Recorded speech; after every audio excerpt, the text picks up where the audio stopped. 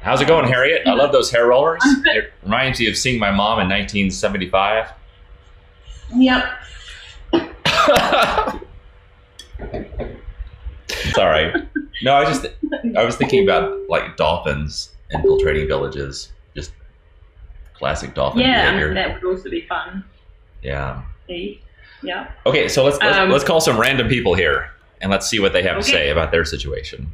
Tell me when we're talking to people, and I'll take my rollers out, so I look my best. No, I like it. I like the rollers. You look like an astronaut's wife or something. Okay. Yeah, like your husband might be landing anytime, like in a lunar module. It's going to do a splashdown, and you just appear like, oh, hey, astronaut's wife. Here she is. I can't look at if I look like a 50s housewife or like one of those wig wearing, like Philly century types.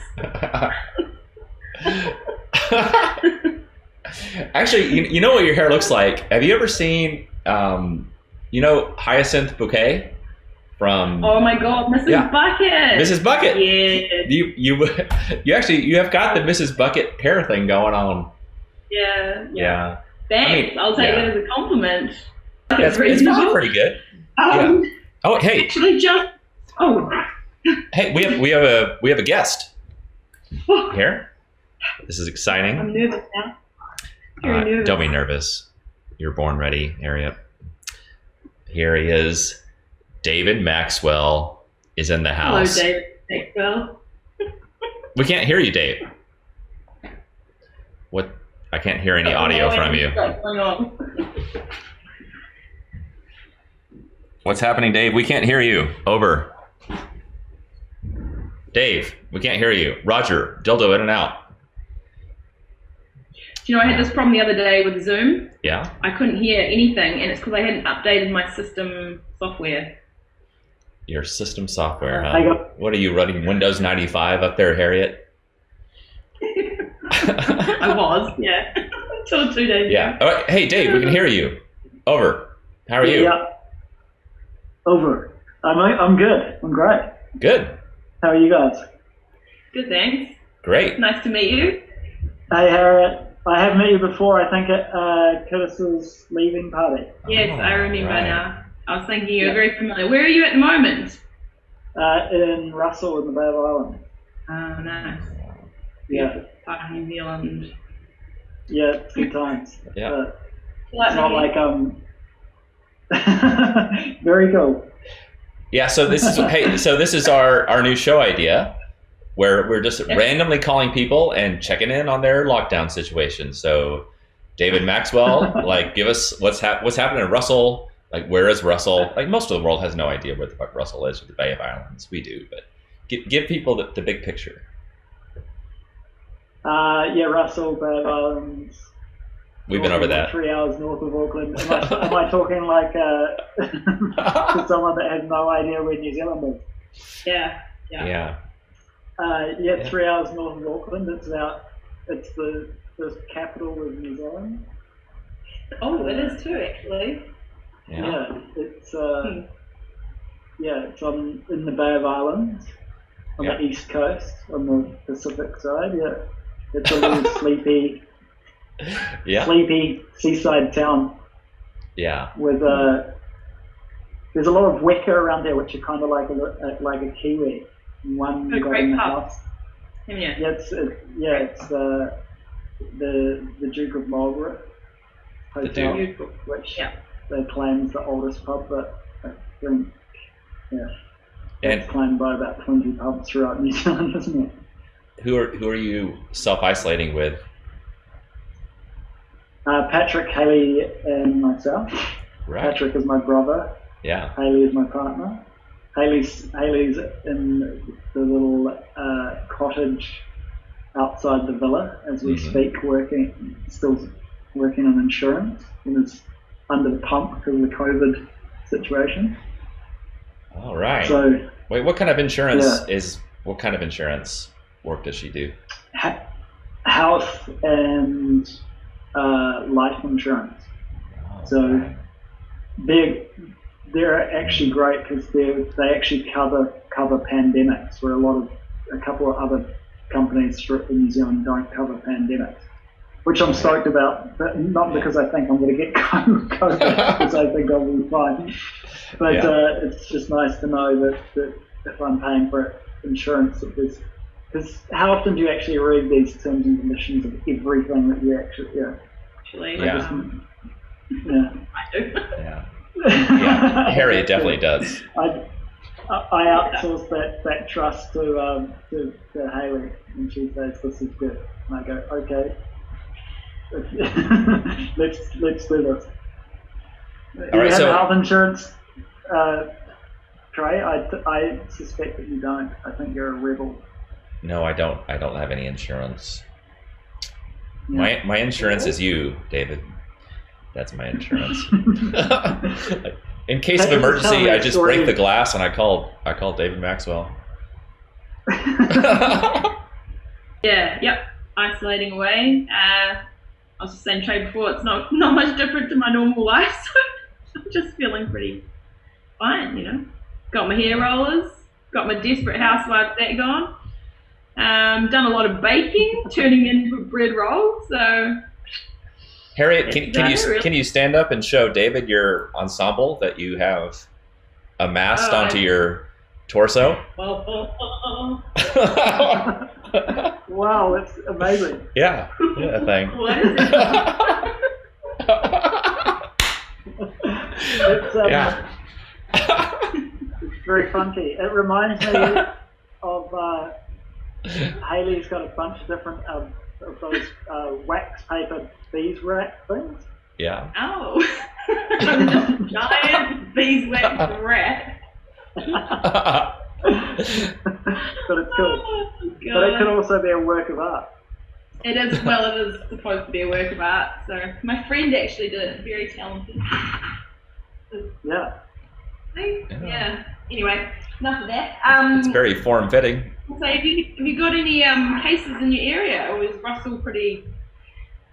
No cases in the area from what we hear. Oh, there was one across the bay at Opua, which is where the ferry goes from, and he was a flight attendant. It's a friend. He actually works. Yeah. He's actually Patrick's accountant's son, so he had some intel on it. But it sounds like he's doing well. Hey, Mark, what's going on? Never. Oh, that's really funny. It's disappeared. What are you giggling at, Harriet? Just man disappeared. Fucking very serious. What's the cheeky little wine you're tucking into on the table there, Iceman? Oh yes, I'm having a Chardonnay. I think it's 2 p.m. So why not do a little day drinking? You got nothing else to do, right? I love how you drink Chardonnay now. Yeah. I used to hate it. Yeah, there's nothing wrong with a little H silent. Little light Chardonnay. All right, hey, we have a new entrant into the conversation. Mark, introduce yourself and tell us what's going on in your life. We're just checking in people on lockdown and see what your situation's like. Yeah, it's not too bad. Can you hear me okay? Yeah. Okay, great. Yeah. So it's not too bad in Louisiana. We don't really have lockdown. We have what's called stay at home. So I just went, we went out and visited my adopted mom and had dessert with her. So we can still move around and do things. We just, of course, very careful and so forth. I still fly my airplane.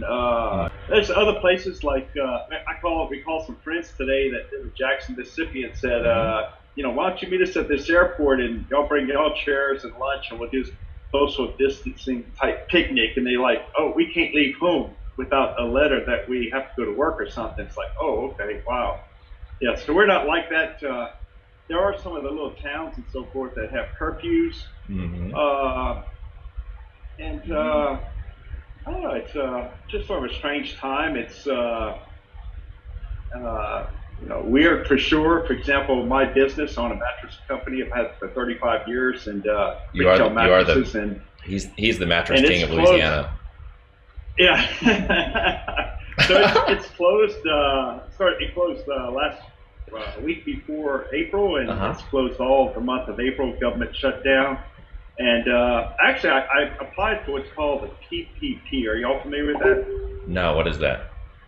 Okay, so the federal government, is giving up $2 trillion. And so Friday, I spent all day. I basically woke up and came straight to my studio with my underwear and T-shirt, and I stayed dressed like that all day, just working and working. Finally, I got all my paperwork in, and what basically the United States government did was they gave me payroll and all the expenses for 2.5 months from my company. That's nice. And so that was really nice. And one of the other things, so I rent my building. I have my own warehouse, but I rent my building. I've rented it for like 20 years, and my landlord called. My rent is about $5,000 a month. And he called on April 1st, and he's like, don't worry about the rent for the next 3 months. It's like, wow, okay. That's kind. So, and we have things like, for example, we just sold some commercial property, and owner financed it, and the first note is actually due for that particular piece on just a few days, and I'm really prepared to tell the guy who bought it, like, let's just move everything 3 months back. So it's like the whole world just stops for 3 months, and then we forget about it and then continue on, I guess. And Mark, what do you do about like all your employees? Because I'm sure you have like several employees. So what we did was we kept them through the end of last month. Then we went to unemployment, and the federal government actually kicked in an extra $600 a week U.S. unemployment for everyone on top of the state unemployment. And then if you made under, like, for example, a married couple, if you make under $150,000, I believe it is, they send you $1,200 for each adult and $500 for each kid. So, like, my average one married with 2 kids, they're getting $3,400 this month. Right on. So between that and unemployment, they're doing actually pretty good. They're not doing bad. Sort of weird, the restaurants have, shut down and so forth, and it's going to have a real big effect on the economy. And of course, there's always positives. It sure seems like it's really brought the people together. The neighborhood is like, everybody has their house just pristine. They've been working in the yard, and there's flowers, and everything is painted and just beautiful. The kids are running around playing, and the adults are social distancing from, we walk around, but we still maintain probably, 10 feet from each other or whatever. And it's like, going back to Leave It to Beaver. Of course, I'm probably the oldest one in here, but it's living in fantasy land. So, it's sort of good, but I do know a couple of distant people that have it, and one of them is slightly overweight, and he's in the hospital right now on a ventilator, but doing much better. And his wife contracted it, and she has no symptoms now. And that's about the only ones I know that actually have it. So that's, and I don't know him well, but I know him. And I'm sorry, I forgot this, but what does your husband do for work? Michael. Okay, so Michael actually just got a job recently, and what he does is he works with underprivileged kids to provide dental care for them, like get the dentist and dental hygienist to go in and provide services like seal their molars and from kindergarten to 6th grade and give checkups and so forth. And it's funded through a big insurance company, Blue Cross Blue Shield, and like through the feds and state. And they had a meeting with the CEO, and he's doing a lot of stuff now on Instagram, Facebook with the kids, like coloring contests and so forth. And then if they submit something, he sends them out like a bag of, with toothbrush and all that stuff in it, and it's some little cute little things and so forth. So he has since school is out, he had to shift to something like that. And so he's staying busy, sounds like. Yeah, so he stayed busy. And he actually goes into his office, but his office is huge, and there's usually only 2 to 3 people there right now because almost everybody is working from home. Yeah. So it's interesting. You open up Google Maps and you look at Los Angeles, you look at Honolulu, you look at Washington D.C., and everything is green. It's like, wow. Yeah. This is weird. It is weird, isn't it? It's super weird. So, David, what's it like with Haley? She's in the insurance business, right? So, like, people must be calling her all the time, worried about money. Like, is she freaking out, or what is like the insurance situation here in New Zealand? Yeah, they're building. Basically, it's just a process of just keeping everyone informed as much as to what the policies are and what's covered and things like that. So, as I said before, they cover pandemics. So, and they're I think the largest insurance company in the world, AIA. It's out of Hong Kong. They're taking on more business through this. There's a couple of insurance providers in New Zealand that are just not taking on anyone, but I mean, from what it sounds like, we just haven't got that many cases in New Zealand, or I'm keeping relatively out of kind of that information and touch base with her every now and then on it. But they're just basically keeping everyone informed as to the process of where they stand with it, and a lot of people, the more work is more on the side of insurance, redundancy insurance and all that kind of thing, which they also provide as well. So it's nice that they can help in these situations for a lot of those people that are obviously going through some pretty serious hardship.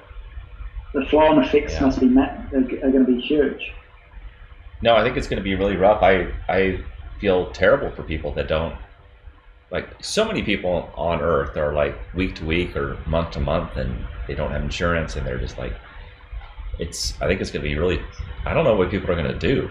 It worries me a little bit. I mean, I don't know what to do. I feel hopeless. Helpless. I don't know. It's going to be rough, right? I mean, like the four of us were okay, but like I do feel bad for I don't know how to help. Yeah.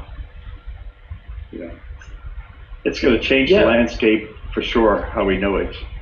I really think it'll be for the better. Yeah, I agree.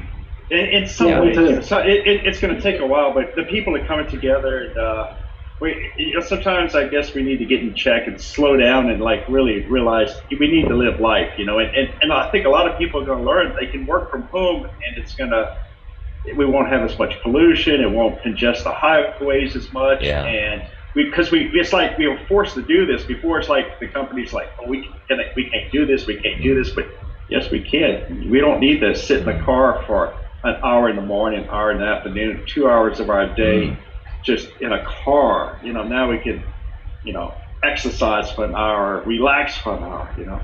That's a lot of time. So we must think that the better will come, but sometimes we'll have a little bit of suffering before, perhaps. Yeah, I agree. As long as we still remain to connect with each other. Yes. That's the scary part for me, because I get a lot of my energy from other people, but I've got enough people around me at the moment, and this time has been amazing for introspection and meditation and exercise and all that kind of thing. So I'm really enjoying it. But my one fear is, like, I just notice it when you go to the supermarket. Like I generally say hi to everyone anyway and smile and wave, but I can see people just kind of recoiling in the aisle and keeping away, and that part of everyday life scares me, because I think people are already so fearful already. Whereas I hope it inspires people to focus more on their own immune systems and the things that they can control, rather than the things that they might catch off someone else. And what I mean by that is, I was reading this article the other day, and they were saying, like, if you get a sick fish, you isolate the fish, right, in the fish tank. But you don't just isolate the fish, you keep clean the fish tank. And to me, that means that this is the big awareness, is that I think our big fish tank is very messy and it's making us sick. And this is the message, not for us just to all stay away from each other, because we're all going to getting sick is a part of life. And and if we can all just live a bit healthier, then we'll all be all right. But we still need to hug each other and high five each other, and that part. I hope we don't go to a world where that doesn't exist anymore. We're just out and about, like you're right, like it's like that physical distancing has manifested into like you can't even make eye contact or you can't like talk to the person. So it is really weird, right? Like it's totally. It's like they've come hand in hand, even though it's like you don't. I think that's why Jacinda, our Prime Minister, has been saying, be kind, be kind. Like every message she says, like, da, da, da, da, da, and be kind. Because, like, everyone gets so paranoid and fearful of, I don't know, it's like you can't catch it from saying hi or giving someone a smile. So, I don't know.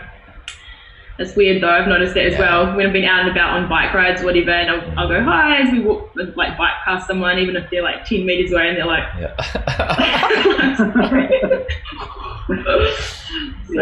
I totally agree. I'm glad you brought that up, Dave. That's actually, I was thinking about making another video about that, about how people are, like, they're acting super strange because they're so scared. Like, the media is so good at scaring people, and the government is getting better at scaring people. And people are just like, it's ridiculous. Like we all know each other. Like we're all like super huggy and very lovey, and maybe that's because we're all kind of like hippies or whatever. So we're used to being effusive and open and talking and sharing. And then when you encounter people like the Muggles, I call them the Muggles.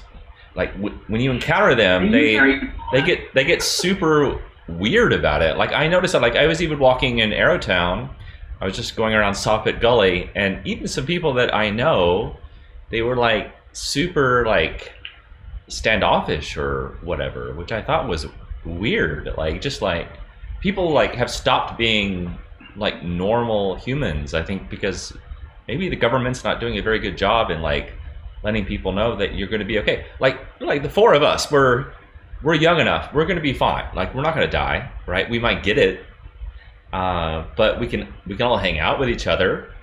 We shouldn't probably hang out with old people because they might die. But like, there's no reason for most people to be afraid of strangers. I do think in New Zealand that once lockdown's lifted, we like to party. It's going to be. I think people will just snap out of it. I just think it's because they're supposed. People are like adhering to the rules of, you're not supposed to be interacting with people, especially, people who are older and whatnot. And if you are coming anywhere near one, you have to be at least 2 meters away from them.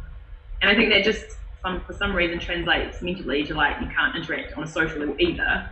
But I think as soon as lockdown's lifted here,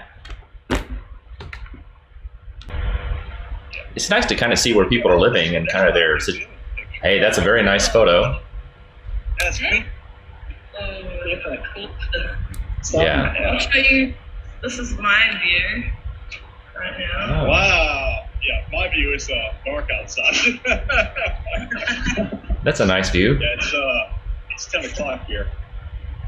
But you talk about fear and so forth, and of course I'm probably the oldest. I'm 62, but You do not look 62, by the way. Your skin looks super clean. Thank you.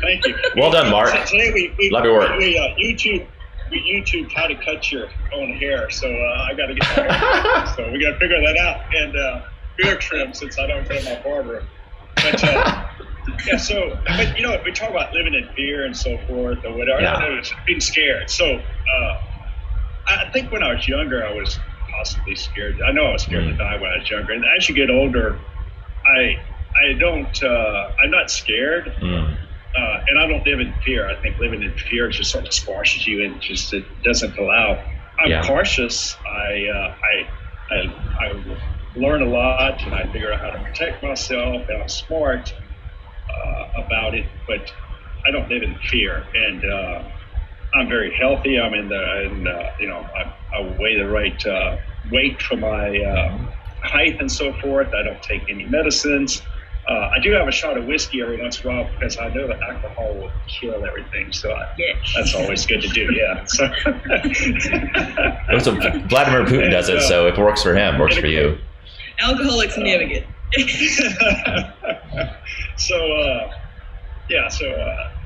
It's just something interesting about that. And really, I think most of the people around here, there are a few that are scared, but for the most part, everyone is just doing their best to be careful and safe and enjoy themselves in a new way, but careful. Just, I think fear could possibly kill us. So why become fear? And then we have all this going on where we don't really need it. And how far are you from New Orleans? Because I heard that New Orleans and New York are the two hotbeds of the virus. New Orleans. What happened was we're about 95 nautical miles, air miles. So it's by car it's a couple hours. And when they had Mardi Gras, that's what it was Mardi Gras. And I have two sons. They're in their mid-30s, and they both were in a parade in Mardi Gras in New Orleans, and they're doing fine. That's good. I mean, they don't have any symptoms or anything. And I know David is definitely an extrovert, and I think Mark, you're on the edge, right? You're right in between INTJ and ENTJ, right? Oh, I tell you what, I get my airplane and I'll solo somewhere and I just get way high up and I'm fine by myself. Yeah. It doesn't bother me at all. I'm perfectly okay by myself. I reckon those things are somewhat shit because I reckon you can change throughout your life as to whether you're introverted or extroverted or wherever you are in your journey of life at that stage could interpret that. And like sometimes I think introverted people, maybe they're just not hanging around the right crowd. I don't know. Well, I do the test every year, and I get the same bloody thing every year. Really? What are you? So I'm becoming more introverted, I think. What's your Myers-Briggs, Harriet?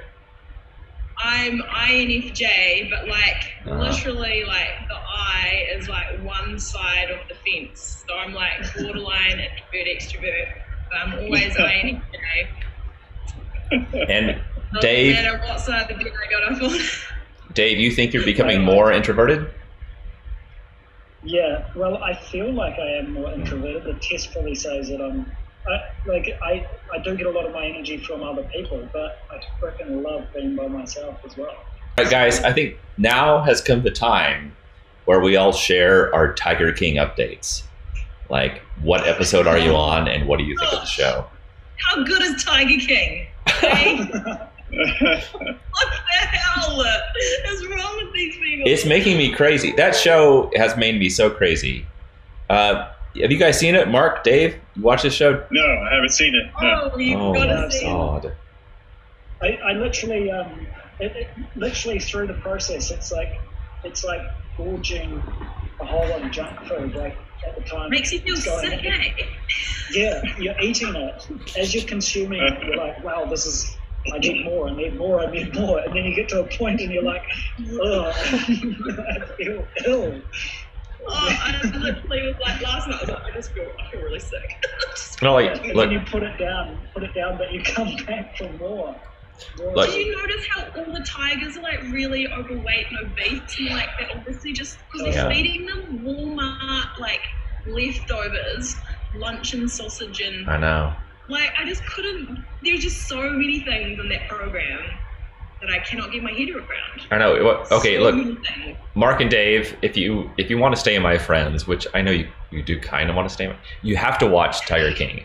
It's so crazy. I don't even know how to describe it because you start kind of liking one of the narrators. You're like, oh, they sound like they know what they're talking about. I'm kind of on their side, and then they're just as crazy as every other narrator in the show, and the whole show will just make you completely insane. Michael's actually been watching it. Has he? Yeah. So I see a little bit here and there. It's like, what the hell is this? Yeah. It's this whole underbelly of America. Like there's I know. a huge faction of people who are like big cat obsessed, and then you've got over here you've got one like weird sex culty thing going on, and another like polyamorous like cowboy thing going on, and then you like just it's just so, and then there's a crazy lady who's probably killed her husband going on somewhere else. Like it's just She definitely killed her husband. She definitely fed her husband to a lion. And I've heard she's like, oh, it's so ridiculous. I might have to pay attention tomorrow. Oh. Hang on, it's the finale, Trey. Oh.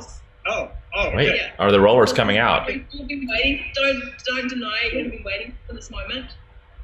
wow. Sing a song as you do it, so the camera stays on you. Yeah, there you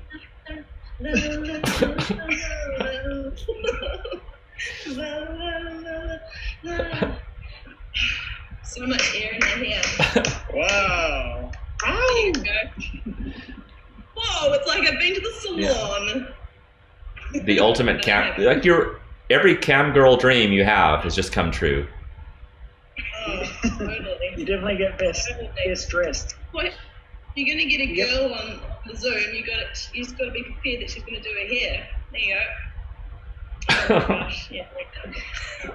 Put that away. All right, lovely to meet you guys. Trey gets worst story, you get best dressed. Mark probably gets the most informative within the local culture. Yeah. I love it. I absolutely love it. Yeah. All right, you guys. Love you and see you next time. And if you want to do this again in a few days, let me know. Sure, sounds good. Love you guys Yeah. too. It's 10:30 here, so I'm an old guy, so I gotta go to bed. Yeah. Sweet Tiger Tree. Right on. Thanks. All right. Yeah. I expect everyone to have watched Tiger King the next time we convene. For sure. Yeah.